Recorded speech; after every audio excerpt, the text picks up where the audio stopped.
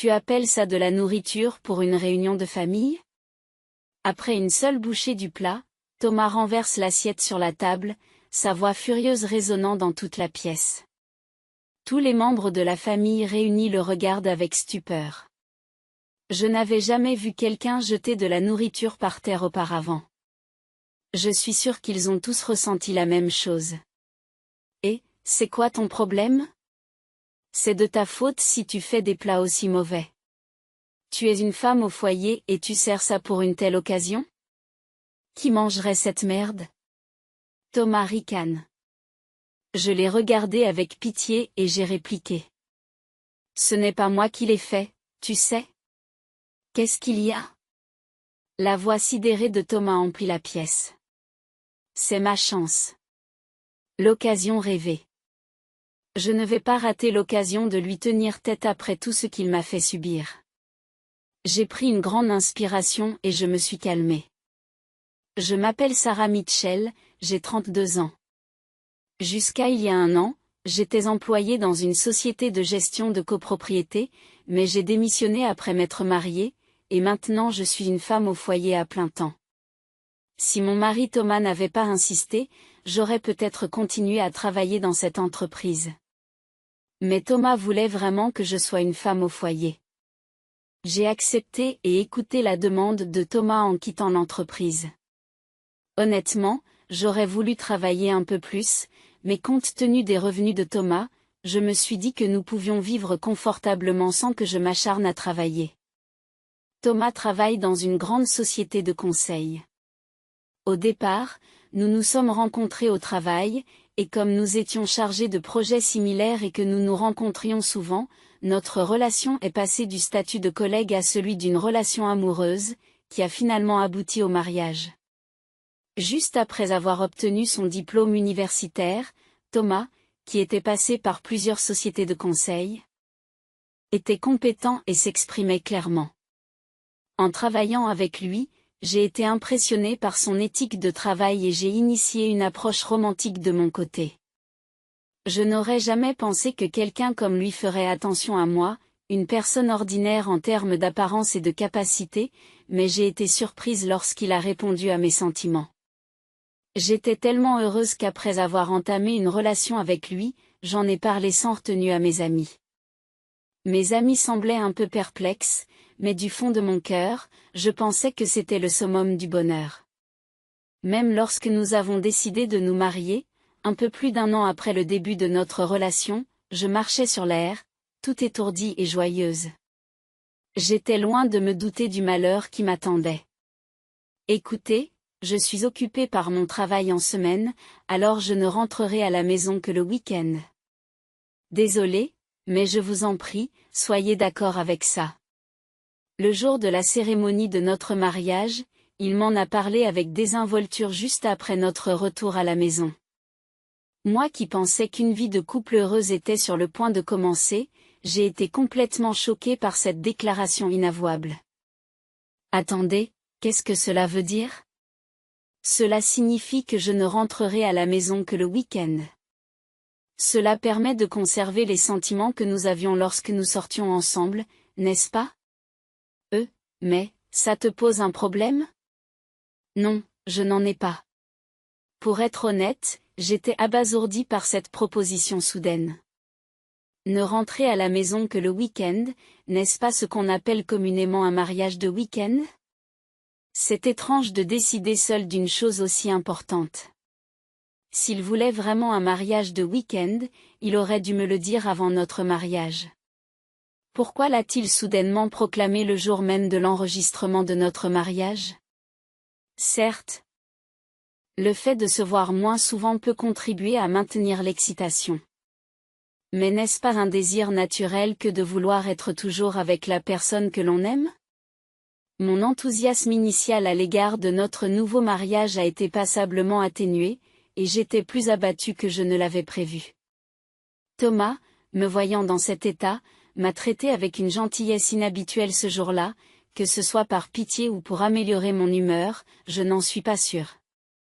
Ce soir-là, nous avons passé notre première nuit en tant que couple marié, et j'ai pu momentanément chasser de mon esprit l'idée de notre mariage de fin de semaine.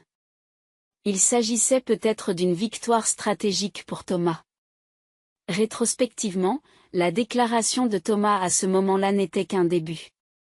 En effet, ce qui nous attendait était bien plus pénible qu'un simple mariage de fin de semaine, ce que je n'arrivais même pas à imaginer à l'époque. 2 mois après le début de notre mariage, Thomas, fidèle à sa déclaration, ne rentrait à la maison que le week-end. En tant que femme au foyer, j'avais envie de servir le dîner à mon mari qui rentrait fatigué tous les jours, mais mon enthousiasme s'est envolé d'un seul coup.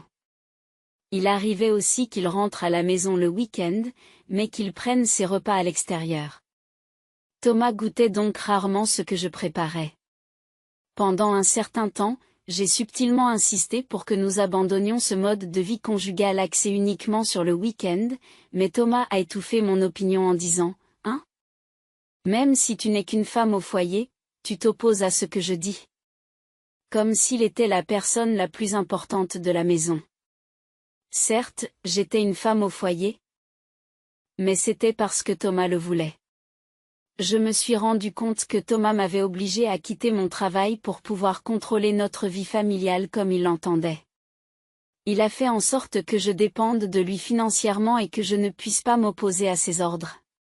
C'était sans doute le but de Thomas depuis le début. La nuit, des larmes de frustration coulaient dans mon lit. Pourquoi diable en était-il ainsi ? Je voulais juste avoir une vie de couple heureuse.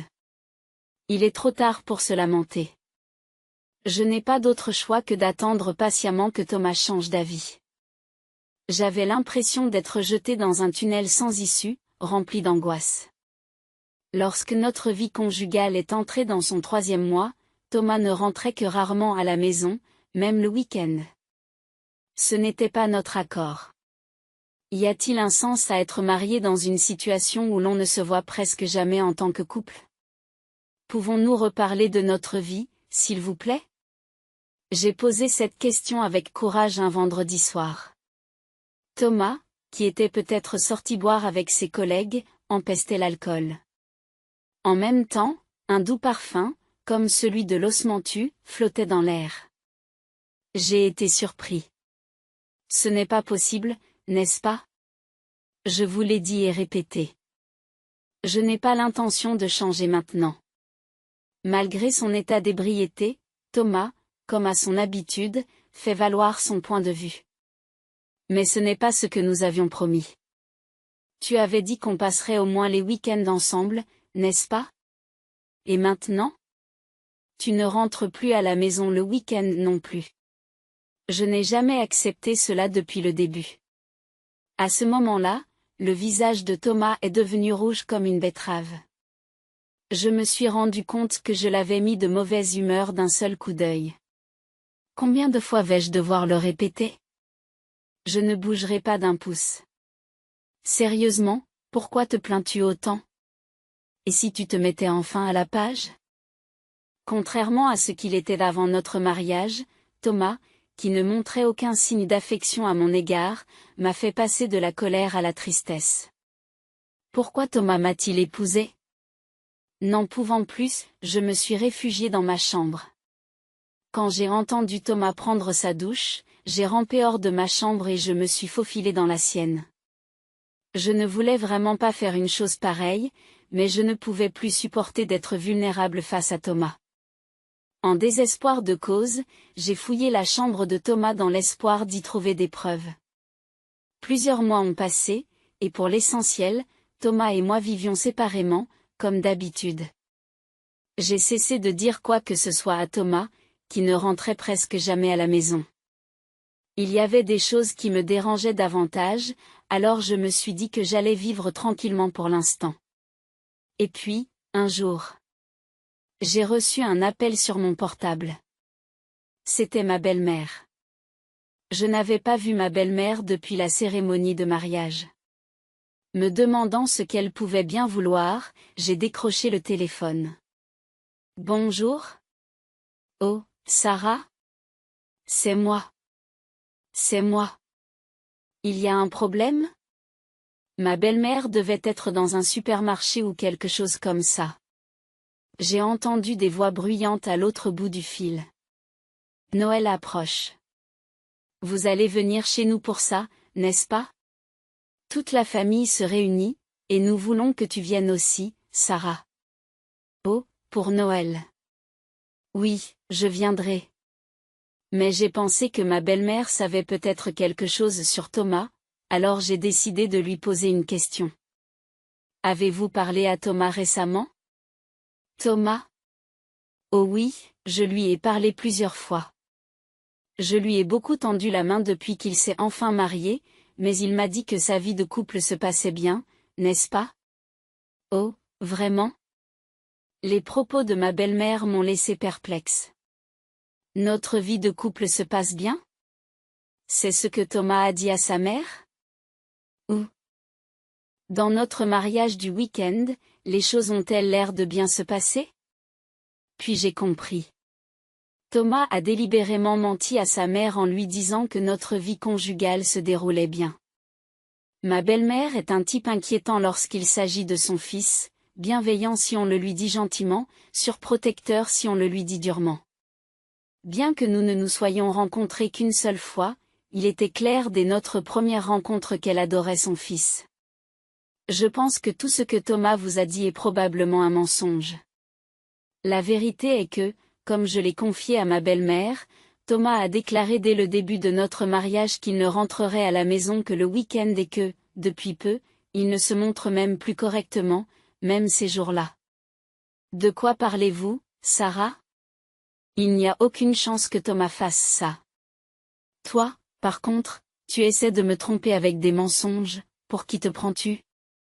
Mon aveu a fait ressortir sa colère et elle a haussé le ton à l'autre bout du fil. J'ai alors poussé un grand soupir. Cette femme ne croit rien d'autre que les paroles de Thomas. Elle ne doute jamais des mensonges de Thomas. Si quelqu'un parle mal de Thomas, même si c'est sa femme, ma belle-mère le réprimande sévèrement. C'est comme ça qu'elle fonctionne. Je ne mens pas. Si cela vous intéresse, je vous montrerai des enregistrements vidéo de ce qui se passe à l'intérieur de la maison depuis un mois. Furieuse de passer pour la méchante alors que je souffrais à cause de Thomas, j'en ai fait part à ma belle-mère qui m'a rétorqué, « Je n'ai pas besoin de toi pour faire quelque chose d'aussi déshonorant. Tu es la pire des belles-filles. » Et elle a raccroché le téléphone sans lui accorder la moindre crédibilité. Je me doutais bien que cela arriverait. Je ne sais pas ce que mon beau-père, un homme peu loquace, pense de moi, mais ma belle-mère ne me voit probablement que comme une partenaire de mariage commode pour Thomas. Sachant cela, j'ai commencé à me sentir fatiguée de continuer cette vie de couple avec Thomas telle qu'elle est, et j'ai donc commencé à mettre en œuvre un plan que j'envisageais depuis un certain temps. Le jour de l'exécution était le jour où les parents se réunissaient chez ma belle famille. Je ne sais pas comment cela se passera, mais je ferai de mon mieux. Tranquillement, dans mon cœur, ma combativité s'enflammait. Le jour de Noël, comme promis, je me suis rendue chez les parents de Thomas avec lui. En sortant de la maison, j'ai contacté une certaine personne. Thomas, inconscient de tout, grommelait, « Hugues, aller chez mes parents, c'est vraiment la galère. » Tout en se préparant mollement à partir. En arrivant chez mes beaux-parents, les parents de Thomas, son oncle et sa tante, ainsi que leurs enfants, étaient rassemblés. De plus, une femme, probablement une femme de ménage, préparait le repas dans la cuisine. La femme de chambre, qui portait des lunettes et un masque, n'a naturellement pas participé à notre conversation et travaillait sans relâche. Comme il y avait beaucoup de monde, je n'arrivais pas à savoir qui était qui dans mon esprit. Oh, Sarah, bienvenue. Ma belle-mère, qui avait peut-être perdu toute confiance en moi à la suite du dernier appel téléphonique, a exprimé verbalement un geste de bienvenue, mais ses yeux n'ont pas souri le moins du monde.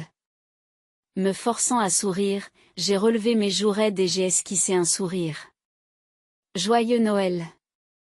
À partir de ce moment-là, aucune conversation directe n'a été échangée avec ma belle-mère et la préparation des repas s'est poursuivie. Je me tenais également dans la cuisine et préparais diverses choses. Mon beau-père, toujours aussi réticent, était assis sur le canapé et lisait le journal. Une fois les préparatifs terminés et que j'ai fini de mettre la table, tout le monde s'est mis à manger de son côté. À côté de moi, j'ai aperçu Thomas qui prenait une assiette avec du ragoût. C'est à ce moment-là que j'ai également pris le repas. Tu appelles ça de la nourriture pour une réunion de famille? La céramique heurta le sol avec fracas, dans un bruit sourd, et les épaules de chacun tressaillirent de surprise. Après avoir avalé une seule bouchée du plat, Thomas renversa l'assiette sur la table, sa voix furieuse résonnant dans toute la pièce. Tous les membres de la famille réunis le regardent avec stupeur. Je n'avais jamais vu quelqu'un jeter de la nourriture par terre auparavant. Je suis sûr qu'ils ont tous ressenti la même chose. Et, c'est quoi ton problème? C'est de ta faute si tu prépares des plats aussi mauvais. Tu es une femme au foyer et tu sers ça pour une telle occasion? Qui mangerait cette merde? Thomas ricane. Je l'ai regardé avec pitié et j'ai répliqué. Ce n'est pas moi qui l'ai fait, tu sais. Qu'est-ce qu'il y a? La voix sidérée de Thomas emplit la pièce. C'est ma chance. L'occasion rêvée. Je ne vais pas rater l'occasion de lui tenir tête après tout ce qu'il m'a fait subir. Je respire profondément et me calme. Qu'est-ce que tu racontes? Tu étais dans la cuisine en train de préparer le repas, n'est-ce pas? Thomas se moque par le nez et me regarde d'un air qui dit qu'il ne comprend pas de quoi je parle. Oui, c'est vrai. Mais la gouvernante était là aussi, non? Je ne faisais que mettre la table. La gouvernante faisait le repas. C'est vrai? J'ai dirigé mon regard vers la gouvernante, qui aurait dû se reposer dans l'arrière-boutique. Tous les membres de la famille sursautent en voyant la gouvernante, qui a surgi de l'intérieur. Oui, c'est bien cela. Vous voyez? Au fait, cette gouvernante est quelqu'un que j'ai engagé. Laissez-moi vous la présenter. C'est ma mère. La gouvernante. Non, ma mère a enlevé les lunettes et le masque qu'elle portait. En voyant son visage, Thomas et mes beaux-parents sont surpris. Mes beaux-parents et Thomas connaissent bien sur le visage de ma mère, ils doivent donc être choqués de la voir ici. Ah, vous n'êtes pas la femme de ménage que Thomas a engagée? Je ne savais pas. Je n'aurais jamais pu arranger ça. Il semble que ma belle-mère ait cru que Thomas avait appelé la gouvernante, et elle tremble. Thomas, vous connaissez le travail de ma mère, n'est-ce pas? Elle travaille dans un restaurant, où elle prépare chaque jour de délicieux repas. Mais aujourd'hui, elle l'a fait légèrement aromatiser pour nous. Je me demande pourquoi tu as cru que c'était moi qui avais fait le repas. C'est parce que vous étiez dans la cuisine jusqu'à maintenant, n'est-ce pas? Thomas, peut-être irrité par ma question, élève la voix avec colère. En effet, il serait normal de penser que c'est moi, qui étais dans la cuisine, qui ai fait le repas avec ma mère, si l'on regarde les choses objectivement. Mais Thomas, qui ne mange presque jamais ma cuisine, ne le sait pas. Les plats que je prépare ne sont pas légèrement parfumés comme le repas que ma mère nous a préparé aujourd'hui, ils ont souvent un goût prononcé. Je préfère les saveurs plus riches, j'ai donc tendance à utiliser beaucoup de sel et d'épices. Mais c'est vrai aussi. Mais la raison principale est que vous n'avez presque jamais mangé ma cuisine. Qu'est-ce que tu veux dire? Toutes les personnes présentes, à l'exception de Thomas, écarquillent les yeux, ne comprenant pas la situation. Thomas, le visage blême, se fige sur place. J'ai décidé de dévoiler toutes ces insincérités ici et maintenant. Le jour de l'enregistrement de notre mariage, Thomas a déclaré qu'il ne rentrerait pas à la maison en semaine. Que nous ne passerions que les week-ends ensemble. C'est ce qu'on appelle un mariage de week-end. Il n'avait jamais parlé d'une telle chose avant notre mariage. J'ai été choquée. Je ne pouvais pas l'accepter. Mais même si je m'y opposais ou essayais d'en discuter, il était inflexible, disant que toi, femme au foyer à plein temps, tu ne me défies pas, et qu'il n'écouterait pas du tout mes opinions. Au fur et à mesure que la vérité sur notre vie conjugale est révélée, les proches de Thomas ont l'air choqués. Parmi eux, ma belle-mère, en particulier, aboie avec un visage qui dit « Pas encore ce mensonge. Ce n'est pas possible. Tu dis encore ça ?» Thomas m'a toujours dit que Sarah et lui vivaient heureux. S'il vous plaît, ne dites pas des choses aussi embarrassantes devant les membres de votre famille. En voyant ma belle-mère défendre son fils jusqu'au bout et afficher une expression démoniaque au nom de Thomas, j'ai soupiré. Il était temps. C'est peut-être le moment de le dire. C'est alors que, seul, j'ai pris une décision et que j'ai serré les poings. Thomas? Tu es là? Une voix féminine inconnue s'élève de l'entrée, faisant frémir tous les proches de Thomas. L'un d'entre eux demande « Qu'est-ce qu'il y a ?» Simultanément, la porte du salon s'ouvre et une femme passe la tête à l'intérieur. Vêtue d'une jupe courte, les ongles rouges vifs et les cheveux brillants, elle semble avoir une vingtaine d'années. Après avoir balayé du regard les nombreuses personnes présentes dans le salon, elle ouvre grand les yeux et laisse échapper un « hu ». Thomas? Qu'est-ce qui se passe ici? La femme, qui appelle Thomas d'une voix chaude, regarde plusieurs fois autour d'elle, déconcertée. Tout le monde, sauf moi, ne comprend pas la situation. Marie. Qu'est-ce que tu fais là? La maîtresse de Thomas, Marie, penche la tête d'une manière de plus en plus confuse face à son choc. Pourquoi? Tu ne m'as pas invité? Tu as dit que tu voulais me présenter à ta famille, alors tu m'as demandé de venir. Quand ai-je dit cela? Il y a 2 semaines. Lorsque la femme montre l'écran de son échange de messages avec Thomas, celui-ci sursaute. Je n'ai jamais envoyé ça. Qu'est-ce que c'est? Alors qu'il a fait? Alors que les deux se disputent avec véhémence devant moi, je fais un pas en avant. Enchantée, je suis la femme de Thomas. C'est moi qui vous ai invité aujourd'hui. Je m'excuse auprès de Thomas, mais j'ai pris la liberté d'envoyer le message. Les 2 personnes ont simultanément baissé la mâchoire. Oui. En fait, depuis le jour où j'ai reçu l'invitation à Noël de ma belle-mère, je cherchais le moment de me venger de Thomas. Et il y a 2 semaines, alors que Thomas se faufilait dans le bain après être rentré tard le soir, je me suis discrètement glissé hors de la chambre et j'ai attrapé son smartphone. Comme Thomas et Marie semblaient communiquer fréquemment, j'ai vite compris qu'il s'agissait de la maîtresse. J'ai menti et je l'ai appelé à cet endroit aujourd'hui pour prendre Thomas et Marie en flagrant délit. Les proches de Thomas qui ont entendu notre échange ont commencé à murmurer. Les visages de mes beaux-parents pâlissaient. Je me doutais que quelque chose n'allait pas. Pourquoi Thomas a-t-il commencé à vivre en ne rentrant à la maison que le week-end immédiatement après m'avoir épousée? Un mariage de week-end. Nous nous voyons à peine alors que nous sommes mariés, quel est l'intérêt? S'il m'aimait vraiment, je pensais qu'il ne choisirait pas cette vie.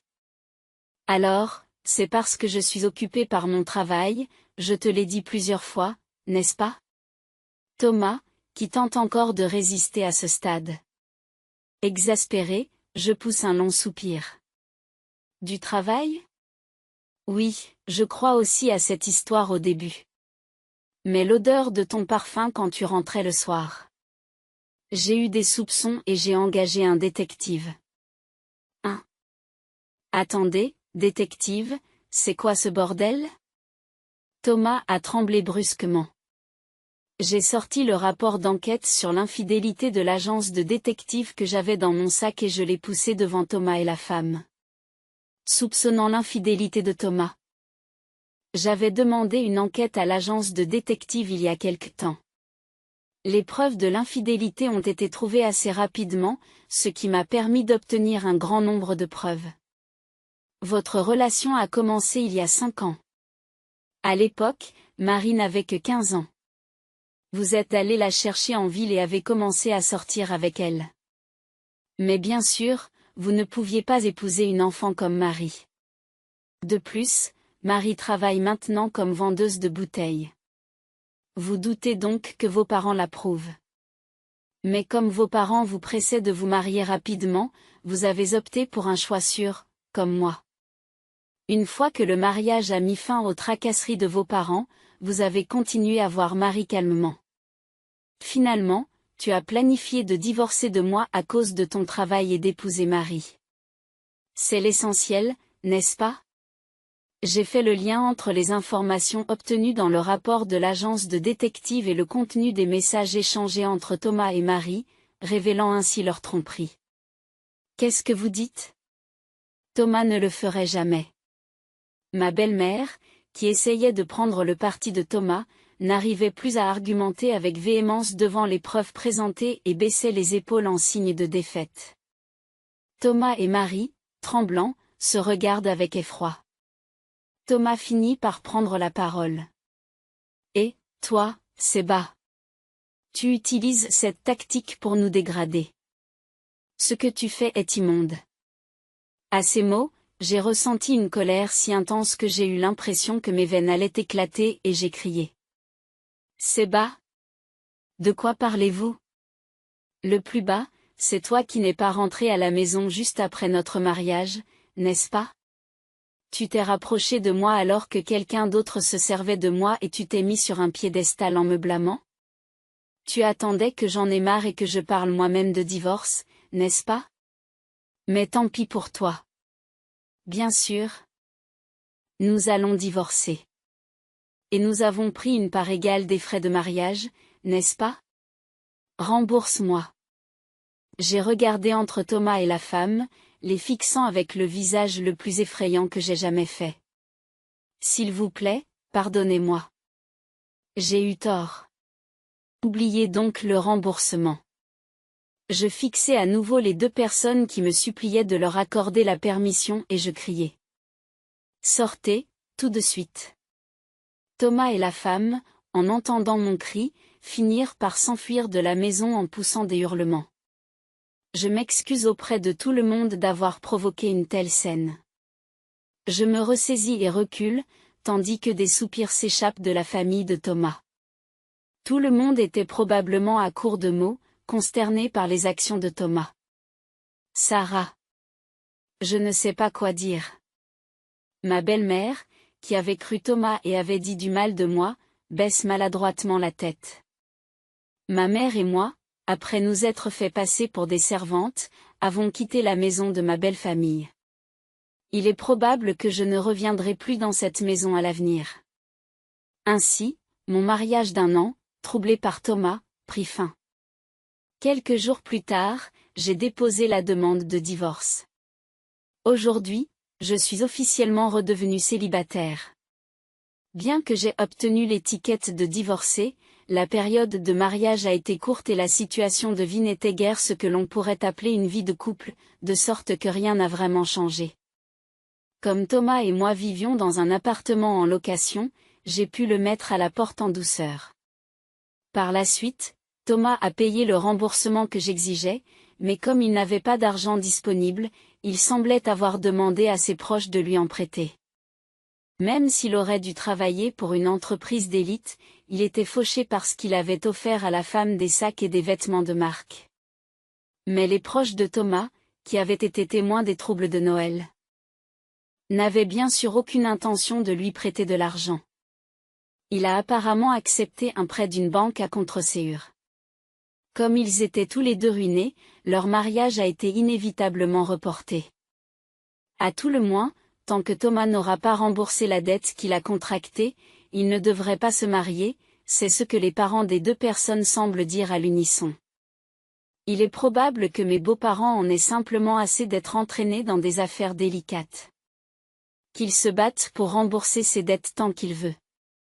Comparé à l'année de souffrance que j'ai endurée, le simple fait de gagner de l'argent pour rembourser est facile, du moins c'est ce que je pensais, comme si c'était le problème de quelqu'un d'autre. D'un autre côté, J'ai réintégré la société de gestion de copropriété pour laquelle je travaillais auparavant et je me plais maintenant dans mon travail. C'est bien meilleur pour ma santé mentale que de rester enfermé à la maison. Si je me remarie un jour, je me suis promis en silence que ce serait avec quelqu'un qui accepterait que nous travaillions tous les deux.